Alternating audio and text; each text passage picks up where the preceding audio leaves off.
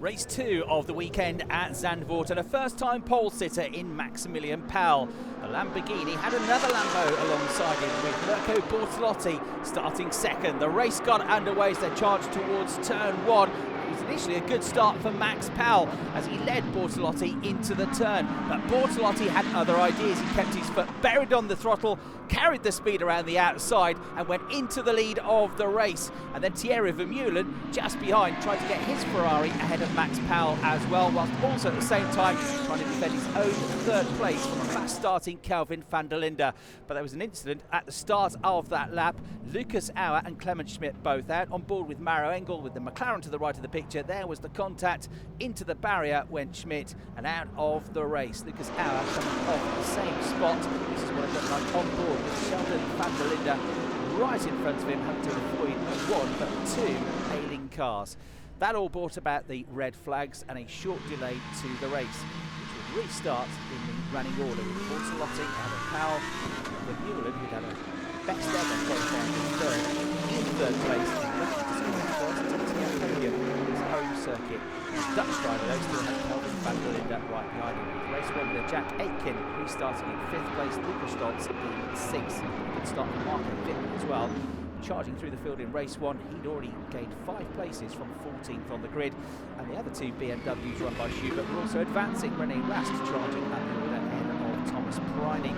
Sheldon van der Linde then had to sit for a long time behind the second Absportsline Audi of Ricardo Feller, but finally got his way through on the exit to turn 1 to get the inside line for turn 2. Just put him ahead, but no luck for Ayhan Gu, and the Turkish driver had a puncture coming out of turn 3. That sent the car uncontrollably into a spin, a little runoff into the barriers for the unfortunate Turkish driver. So it was Mirko Bortolotti leading from Max Powell, Thierry Vermeulen and Kelvin van der Linde. Then BMW of René Rast had a big battle with Maro Engel for back fringes of the top 10, watched by Sheldon van der Linde.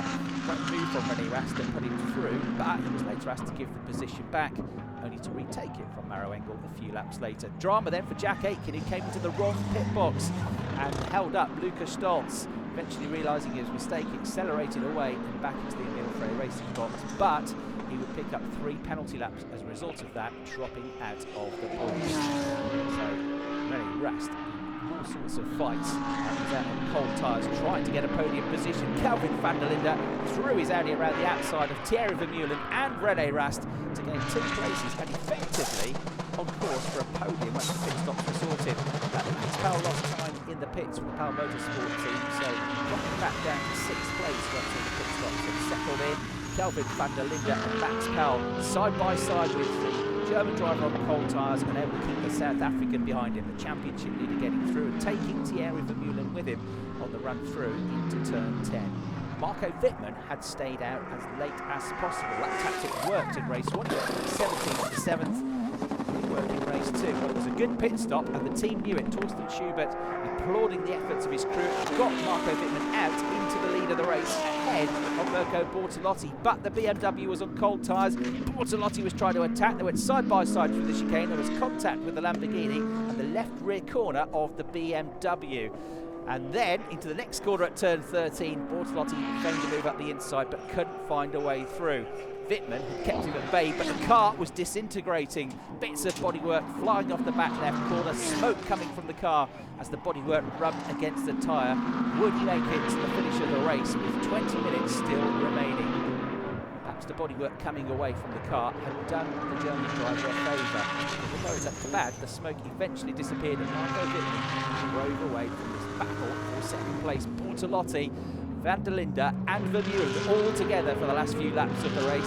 Trying his best to get onto the podium was Thierry Vermeulen. He couldn't quite find a way past Kelvin van der Linde. Mirko Bortolotti was also struggling with his car in the closing laps and had a queue formed up behind him on the final lap of the race. He, though, dug his heels in, determined to get his second podium finish of the season, one which would move him up to second place in the championship. But it was Marco Wittmann's day from 14th on the grid for the first time since the end of 2022. The two-time champion, a race winner in the DTM. A fantastic drive from him with Mirko Bortolotti coming home in second place, Kelvin van der Linde third, and Thierry Vermeulen with his best ever DTM result coming home in 4th place. joy for Schubert Motorsport, taking the bow, your 5th different race winner of the season, Marco Wittmann, with an epic drive through to take the victory from the 7th row of the grid.